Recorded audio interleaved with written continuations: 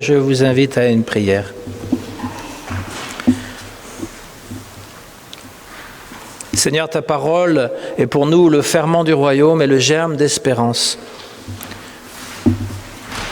Que par ton esprit, nous la recevions avec simplicité et avec joie. Que cette parole nous fasse porter des fruits que tu attends. Nous te le demandons par Jésus-Christ, notre Seigneur. Amen.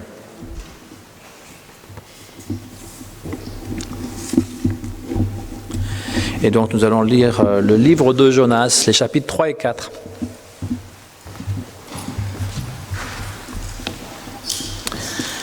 La parole de l'Éternel fut adressée à Jonas une seconde fois, en ces mots. « Lève-toi, va à Ninive, la grande ville, et proclame-y la publication que je t'ordonne. » Et Jonas se leva et alla à Ninive, selon la parole de l'Éternel.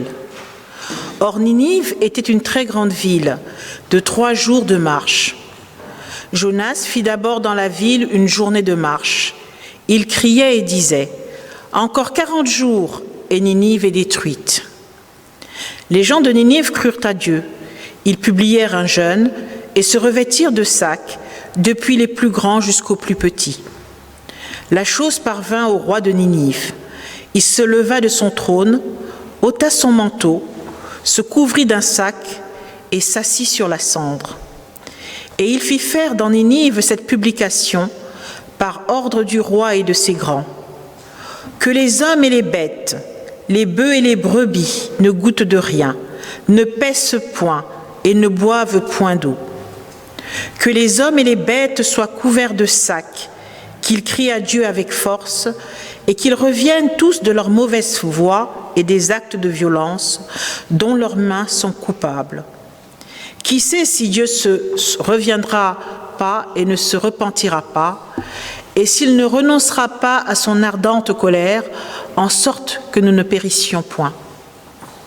Dieu vit qu'ils agissaient ainsi et qu'ils revenaient de leur mauvaise voie. Alors Dieu se repentit du mal qu'il avait résolu de leur faire, et il ne le fit pas. Cela déplut fort à Jonas, et il fut irrité. Il implora l'Éternel, et il dit « Ah, Éternel, n'est-ce pas que je disais quand j'étais encore dans mon pays? C'est ce que je voulais prévenir en fuyant à Tarsis.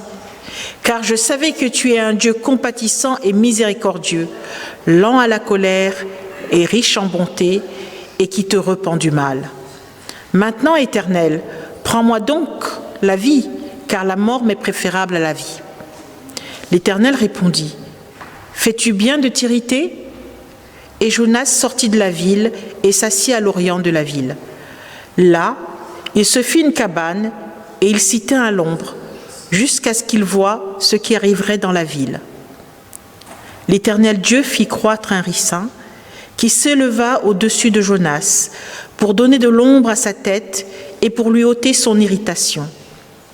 Jonas éprouva une grande joie à cause de ce ricin.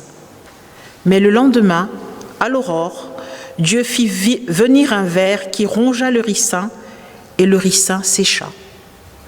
Au lever du soleil, Dieu fit souffler un vent chaud d'Orient et le soleil frappa la tête de Jonas au point qu'il tomba en défaillance. Il demanda la mort et dit « La mort m'est préférable à la vie. » Dieu dit à Jonas « Fais-tu bien de t'irriter à cause du ricin ?» Il répondit « Je fais bien de m'irriter jusqu'à la mort. » Et l'Éternel dit « Tu as pitié du ricin qui ne t'a coûté aucune peine et que tu n'as pas fait croître, qui est né dans une nuit et qui a péri dans une nuit. Et moi, je n'aurai pas pitié de Ninive, la grande ville, dans laquelle se trouvent plus de 120 000 hommes qui ne savent pas distinguer leur droite de leur gauche et des animaux en grand nombre. »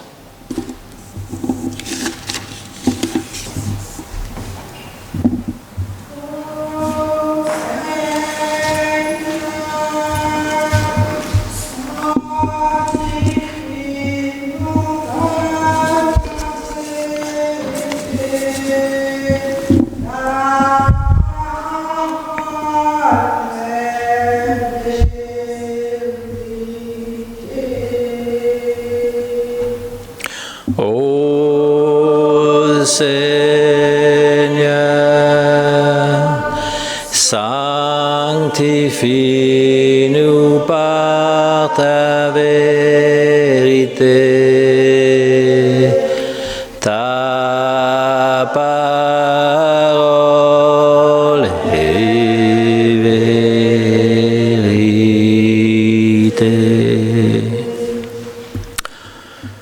À la tombée de la nuit, ce sera le début de Yom Kippour. Il y a une prière qui est dite le soir, et la journée de demain est consacrée à ce grand pardon que Dieu accorde, qui est dans la Bible. En fait, le Yom Kippour, c'est le deuxième don de la loi. C'est-à-dire qu'on a tendance à penser que c'est les 10 commandements, mais c'est plus que ça. C'est comment, finalement, suivre des instructions qui vont plaire à Dieu, en gros. Mais la première fois, c'était trop demandé. Et donc, Moïse a cassé les lois, les tables de la loi. Et après que Moïse ait intercédé auprès de Dieu, parce que Dieu voulait détruire son peuple, Moïse dit, mais tu ne vas pas faire ça. Tu n'es pas un Dieu cruel qui va faire tuer le peuple que tu viens de faire sortir d'Égypte. Les gens vont dire, regardez ce Dieu, de quoi il a l'air. Il les libère de l'esclavage pour les faire mourir dans le désert. Et donc il arrive tellement à bien intercéder que Dieu se repent. Pas dans le sens de tout à l'heure, de se rependre, mais le repentir de Dieu, c'est Dieu change d'idée. Ce qui veut dire que la prière d'un homme proche de Dieu peut influencer sur Dieu, sur sa décision. Bien entendu, il faut aussi demander des choses raisonnables. Alors, on lit dans la synagogue le livre de Jonas, c'est 4 chapitres, on a écouté les 2 derniers, ça fait à peu près 4 pages, c'est assez vite à lire. Et c'est l'histoire d'un prophète, quelqu'un qui est appelé. Dieu l'appelle, lui dit, va à Ninive annoncer que je vais détruire la ville, mais ils peuvent se repentir, dans le sens bien sûr de repentir. Et s'ils le font, je ne détruirai pas la ville. Et que fait Jonas? Il s'enfuit. Il ne veut pas. Il ne veut pas remplir sa mission. Et il va aller dans un bateau, sur la mer, et là Dieu va susciter une tempête qui va effrayer les matelots, qui vont se mettre à prier leur Dieu, au pluriel, et ils vont voir Jonas et dire, pourquoi tu ne pries pas ton Dieu? Peut-être ça pourrait aider. Si on met plus de Dieu, finalement, on va bien réussir à en avoir un qui va arrêter la tempête. Elle lui dit, non, moi je suis en brouille avec mon Dieu, je ne lui parle plus. Comme la prière de tout à l'heure, peut-être je ne vais pas prier aujourd'hui. Et lui dit, je ne lui parle plus. Et ils comprennent, ils sont plus intelligents que lui, ils comprennent que c'est à cause de lui que la tempête a lieu. Et il lui dit, ben voilà, pourquoi tu as fait ça? Il dit, moi je ne veux pas faire ce qu'il me demande. Si vous voulez que la tempête s'arrête, vous me prenez, vous me jetez à l'eau. Et ils ne veulent pas, c'est pas dans le texte, mais les commentaires disent ils ne veulent pas. Ils disent mais non, mais c'est pas possible. D'ailleurs, ils le jettent une fois, il revient, etc. Ils sont un peu embêtés. Mais ils finissent par le faire parce qu'ils veulent sauver leur peau. Ils ont déjà jeté tous les biens qu'ils avaient pour alléger le bateau, donc ils jettent Jonas. Et la tempête se calme. Et ils prient tous. Ils sont tous étonnés que la tempête se calme, donc ils prient le Dieu unique en disant « Pardonne-nous d'avoir jeté ton homme par-dessus l'eau ». Dieu suscite encore un autre miracle. Jonas va se faire avaler par une baleine. Quand on dit Jonas, ne pensez pas à Jonas qui est d'habitude ici pour accueillir les gens. Une fois qu'il y avait des enfants, on lisait justement sur quelque chose de Jonas et j'ai dit Jonas va lire son propre livre. Et les enfants, évidemment, ils croient tout ce qu'on leur dit. Donc ils pensaient que c'était vraiment lui qui s'était fait avaler par un gros poisson. Vous lui direz quand il reviendra. Mais ici, le poisson d'ailleurs n'est pas nommé. On a tendance à penser que c'est une baleine, mais on ne sait pas. Ça peut être un cachalot, ça peut être un gros poisson. Et le miracle, c'est qu'il ne meurt pas. Il est vivant. Il est vivant, mais il est comme mort. Et il a une prière qui ressemble beaucoup à un psaume d'ailleurs. Il se met à implorer Dieu dans le ventre de la baleine. Dans ma détresse, j'ai invoqué l'Éternel et il m'a exaucé. Du sein du séjour des morts, j'ai crié et tu as entendu ma voix. Tu m'as jeté dans l'abîme, dans le cœur de la mer. Et les courants d'eau m'ont environné de toutes parts. Toutes tes vagues et tous tes flots ont passé sur moi. Je disais, je suis chassé loin de ton regard, mais je verrai encore ton saint temple. Les eaux m'ont couvert jusqu'à m'ôter la vie, l'abîme m'a enveloppé, les roseaux ont entouré ma tête. Je suis descendu jusqu'aux racines des montagnes. Les barres de la terre m'enfermaient pour toujours, mais tu m'as fait remonter vivant de la fosse. Éternel, mon Dieu, quand mon âme était abattue au-dedans de moi, je me suis souvenu de l'Éternel et ma prière est parvenue jusqu'à toi. Dans ton saint temple, ceux qui s'attachent à de vaines idoles, éloigne d'eux la miséricorde. Pour moi, je t'offrirai des sacrifices avec un cri d'action de grâce. J'accomplirai des vœux que j'ai faits. Le salut vient de l'Éternel. Ça ressemble à un psaume. Que fait le grand poisson? Cachalot ou baleine, on ne sait pas. Il recrache Jonas, intact, sur la terre. Et alors, Dieu va à nouveau demander. Hein? C'est comme une mort et une résurrection. D'ailleurs, Jésus va utiliser le signe de Jonas, qui est resté 3 jours, 3 nuits dans le ventre d'une baleine ou d'un poisson, cachalot, qu'importe, et qui est revenu à la vie. Quand on lui demande de faire des miracles, il dit « Je vous donnerai seulement le miracle de Jonas, celui qui finalement est resté 3 jours, 3 nuits dans le ventre de la mort et qui est revenu à la vie. » Mais Jonas, c'est le prophète récalcitrant et donc il va, encore une fois, Dieu va lui dire de « Va à Ninive annoncer mon message. » Et il ne veut pas. Je ne veux pas aller à Ninive. Il le fait, mais il le fait un peu en redaclant. Ok, je vais y aller. Et là, il se rend dans la ville. Une ville si grande, dit-on, que ça lui prend 3 jours à traverser. Alors, ça n'existe pas, une ville qui prend 3 jours à traverser. Même New York, vous la traversez en une journée. Paris aussi, si, je l'ai fait plusieurs fois. Donc, je ne parle pas des banlieues, je parle là du centre-ville, Manhattan, et je veux dire tout ce qui est avant les ponts, avant Brooklyn, avant, Harlem, on peut le traverser, même pas en une journée. Paris aussi, vous aurez mal aux pieds. Mais disons que 3 jours, ça fait vraiment une superficie énorme. Surtout qu'il y a 20 000 habitants. Alors, ça veut dire un habitant par kilomètre, je ne sais pas. Qu'importe. Les exagérations sont parfois là pour nous montrer qu'il y avait quand même une grande ville. Et il annonce ce que Dieu lui a demandé de faire. Repentez-vous. Dans 40 jours, la ville va être détruite, repentez-vous. Et là, chose étonnante, les habitants de Ninive se repentent. Ils prennent au sérieux l'avertissement de Jonas. Ils vont se recouvrir de sacs, ils vont enlever tous leurs beaux vêtements, se recouvrir de sacs. Le roi même va s'asseoir dans de la cendre, il va aussi décréter un jeûne, il va jeûner. Et il va imposer le port du sac à tout le monde, même les animaux. Même les animaux seront recouverts d'un sac. Alors le sac, la cendre, le jeûne, chez les Juifs, c'est ce qu'on fait quand à l'époque, je ne pense pas qu'aujourd'hui ils mettent des sacs, mais disons qu'à l'époque, c'était le signe de la repentance ou du deuil. Grande affliction, parce que la repentance, ça veut dire « je suis un misérable pécheur ». Ils vont se frapper la poitrine comme ça. « Je suis un misérable pécheur et je reconnais le mal que j'ai fait, je me repens ». Et Jonas, il n'est pas content. Il n'est pas content. Comment ça, ils se repentent? Et maintenant, tu leur fais grâce. Dieu va se repentir, ne va pas les détruire. Et dit, je le savais. Je savais que tu allais faire ça. Tu es un Dieu qui est bon, qui est miséricordieux. C'est pour ça que je ne voulais pas aller. Tu m'as fait perdre la face. Je suis allé là-bas. Tout le monde pense que je suis un mauvais prophète. Je leur ai dit que tout allait être détruit. Tu n'y as pas fait. Et ils boudent. Alors, le livre de Jonas est lu à Kippour justement pour donner l'exemple de non-croyants qui se convertissent. Jonas est le prophète qui n'est pas exemplaire. Nombreux sont les prophètes qui ne veulent pas remplir leur mission. Moïse en premier, il dit, mais pourquoi tu m'as choisi? Je ne parle pas bien, je bégaye. Choisis quelqu'un d'autre. Et puis, Jérémie se lamente aussi du sort de sa prophétie parce que ça lui amène que des catastrophes.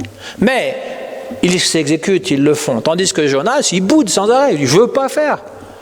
Et là, il est furax parce que tu leur as dit que tu allais détruire la ville, tu ne l'as pas fait. Bon, donc, ce sont les habitants de Ninive qui sont exemplaires. Et donc c'est une ambition universaliste. Déjà, dans la Bible, on voit que la parole de Dieu s'adresse à tout le monde, pas simplement à ce peuple dit élu, ça s'adresse à tout le monde. Et eux font ce qu'on appelle la teshuva. Ça, c'est un mot hébreu. En grec, c'est metanoia. Teshuva, ça veut dire le retour. On s'était détourné de Dieu, on lui avait tourné le dos, on se retourne et on essaie de relier la relation qu'on avait perdue. La métanoïa, c'est ça aussi. C'est-à-dire que la repentance est une conversion. Dans certaines églises, avant d'être baptisé, il faut faire la repentance pour la conversion. Et que c'est une conversion qui est dite définitive. Mais l'être humain étant ce qu'il est, comme le disait Charles Péguy, il disait « ça prend toute une vie pour que l'eau du baptême qu'on a reçue sur la tête puisse descendre jusqu'à nos pieds ». Parce que accepter qu'on est baptisé, ça veut dire changer de vie, mais pour changer de vie, parfois il faut insister. Martin Luther, le grand réformateur, il était très tourmenté. C'était une personne qui avait beaucoup de culpabilité, j'imagine, un rapport avec son père qui devait être compliqué, donc il était hanté par l'idée de l'enfer. Pendant tout son séjour au monastère, il était hanté par le séjour de l'enfer. Il faisait des jeûnes et des veilles, il lisait les Écritures, il se blâmait, il disait « il n'y a rien qui marche ». Jusqu'à ce qu'il lit ce passage, qu'il le comprenne du moins, que ça rentre en son cœur, le passage de la lettre aux Romains qui dit que le croyant sera sauvé par la seule foi en Christ. Il n'a pas besoin de faire quoi que ce soit d'autre. Et là, c'est là qu'il a commencé sa réforme. Par la foi seule, ça c'est un des credos du protestantisme. Par la foi seule, par l'écriture seule, par la grâce seule. Et puis le quatrième, c'est par Christ seul.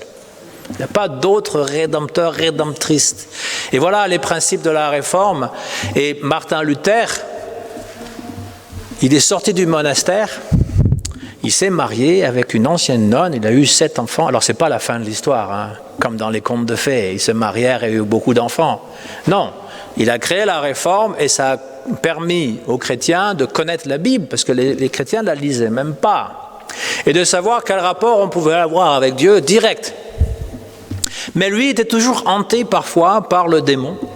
Il avait des doutes, des crises de doute, et il avait fait graver sur son bureau à coup de, couteau, je suis baptisé. Et il frappait du poing comme ça en disant, je suis baptisé, pour se rappeler, les doutes n'auront pas de dessus sur moi. Aujourd'hui, avec le Prozac, je pense que ça aurait pu calmer beaucoup de ses angoisses. Parce qu'il faut bien considérer ça, que certains grands tourmentés de la foi, comme Kierkegaard ou comme Martin Luther, auraient pu être soulagés avec une bonne thérapie, peut-être des pilules. Mais la foi, évidemment, peut aider, mais des fois, il fallait lutter.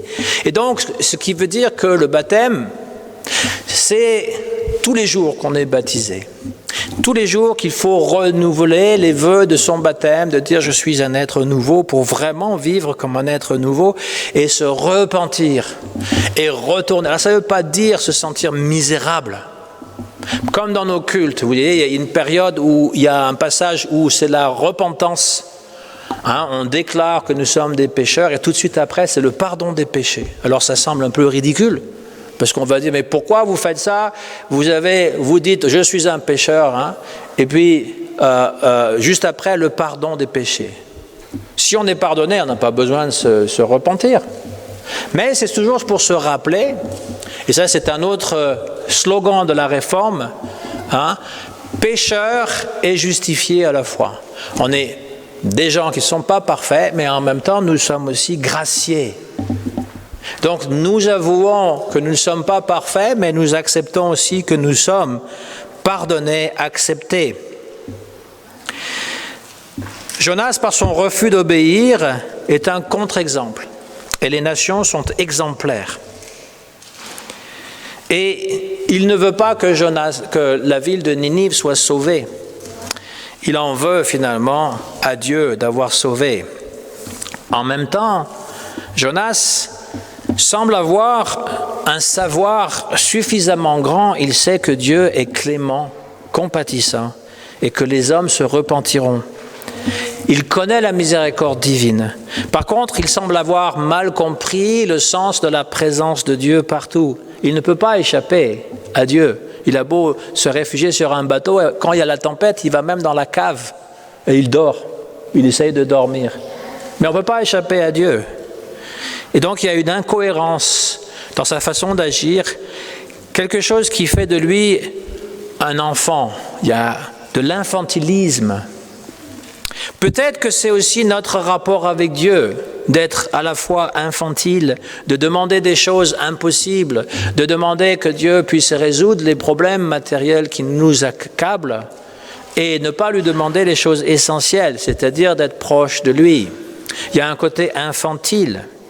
Mais l'important, c'est justement qu'il finit par obéir. De la même façon, Ninive finit par se repentir. Et que même si leur repentance est superficielle, parce qu'ils ne sont pas sortis finalement de leur façon d'agir, eh bien, ils vont le faire sincèrement. Ils sont un peu infantiles eux-mêmes. Ils craignent le châtiment. Comme un enfant a peur finalement du châtiment. Mais ce n'est pas si mal que ça, d'avoir peur de Dieu et de se comporter comme il veut, comme le disent les proverbes. La crainte de Dieu est le commencement de la sagesse. Ça, c'est les proverbes. La crainte de Dieu est le commencement de la sagesse. Certes, mais ce n'est qu'un commencement, ce n'est pas toute la sagesse. Là, nous avons un peuple qui est enfant, un peuple qui ne sait pas même reconnaître la main droite et la main gauche, c'est ce qu'il dit. Il ne sait même pas c'est quoi la main droite et la main gauche, distinguer. Ni même les animaux, parce qu'ils imposent le jeûne et l'austérité aux animaux en leur mettant des sacs. Ça ne les concerne pas. Mais il y a une espèce de naïveté qui fait que Dieu change d'idée. Ils vont agir de telle manière que Dieu va changer d'idée. Il revient sur sa décision, il se repent. On peut faire changer Dieu d'avis par notre comportement. Et Dieu est un Père bienveillant qui accueille ses enfants. C'est un Dieu de relation. Il faut approfondir cette relation. Il ne faut pas simplement se contenter de dire « je suis un enfant et je me comporte comme un enfant et je suis satisfait de me comporter comme un enfant ». Si vous êtes enfant maintenant, c'est ça que vous devez faire, vous comporter comme un enfant, on est d'accord. Si vous êtes un adulte, c'est pas ça qu'il faut faire, il faut se comporter comme un adulte. Pas simplement dans les us et coutumes, mais aussi à l'intérieur du cœur face aux épreuves. Être capable d'avoir une preuve de maturité. Mais il y a toujours quelque part en nous cet enfant. Dieu pardonne, même si c'est fait mal fait. C'est le sens de Kippour, il pardonne. Le deuxième don de la loi. Parce que nous n'avons pas su comment servir, comment s'approcher de lui, et il va simplifier. Dieu dans l'Ancien Testament, il est parfois très colérique, jaloux, colérique, etc. Mais il y a plusieurs aspects de Dieu, plusieurs images. Laissons de côté l'image colérique, parce que Moïse parlait à Dieu face à face comme avec un ami, dit-on. Et puis, à d'autres moments, il dit qu'il voit Dieu de dos. Mais ça veut dire que le face-à-face n'est pas nécessairement qu'il a vu le visage, mais il pouvait s'exprimer avec lui comme avec un ami. Et c'était que lui. Le peuple restait en bas de la montagne ou en dehors de la tente de la rencontre. Ils n'avaient pas le même privilège que Moïse. Parfois, le visage de Moïse rayonnait tellement en voyant Dieu de la gloire que les gens se cachaient parce qu'ils avaient peur de voir le visage de Moïse à travers, c'est Dieu qui se manifestait dans son visage et ils pouvaient en mourir. C'est la croyance de l'Ancien Testament, nul ne peut voir Dieu sans mourir. Mais même quelqu'un qui a vu Dieu, on voit l'effulgence de Dieu sur son visage, on peut en mourir. Mais Jésus-Christ, Jésus-Christ, il vient de Dieu. Personne n'est mort en le voyant, en le regardant. Et nous essayons, les humains, les chrétiens de tous les âges, nous avons voulu le représenter son visage. Parce que nous voulons contempler ce visage, qui est le visage qui est directement en Dieu. Lui, il voit Dieu, donc il reflète l'image de Dieu. Jésus est Dieu, comme vous disiez hier. Et donc, il y a une communion avec ce Dieu. La preuve c'est que toutes les civilisations, toutes les nations ont essayé de représenter Jésus selon leur conception. Les petits blancs représentent Jésus comme un blondinet avec des yeux bleus, ce qui est très peu probable pour un sémite. Et au Moyen-Âge, on le représentait comme un page avec la coupe de cheveux comme ça, etc. Mais j'ai déjà vu un Jésus noir avec les traits d'un Africain. J'ai vu aussi l'image d'un Jésus japonais avec les yeux ridés. Et puis j'ai vu un Jésus indien. Même, j'en ai une photo dans mon bureau d'un Jésus habillé en Bouddha, sous l'arbre. Et donc, chacun se représente Jésus comme il voudrait se le représenter selon sa culture à lui.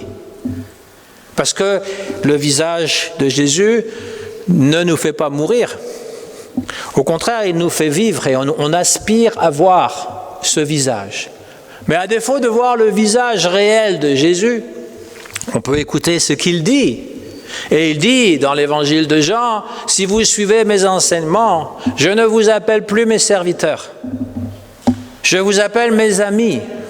Vous êtes mes amis si vous suivez mes enseignements. » Et à Thomas, il lui dit, « Tu m'as vu et tu crois, mais heureux celui qui ne m'a pas vu et croit quand même. » Donc le visage du Christ, ce n'est pas la chose la plus importante. Un jour, on le verra face à face.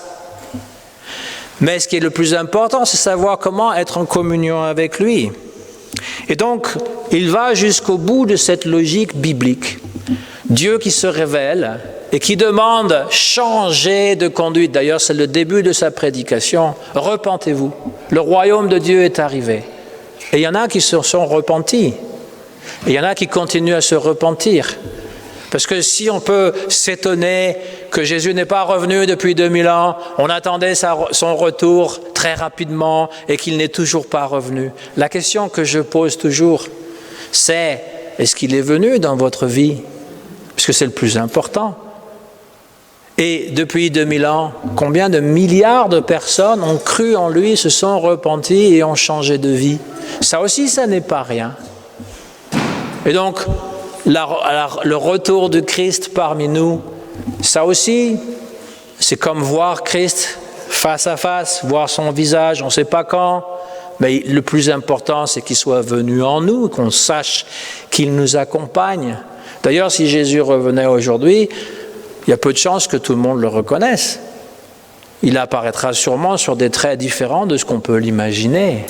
Mais si nous avons déjà une relation avec lui, faisons attention aux faux prophètes, aux faux gourous qui nous trompent, qui vont tous nous dire « je suis le Messie ». Faisons attention, parce qu'il y a des gens qui sont experts à manipuler, et ce n'est pas du tout dans l'esprit du Christ.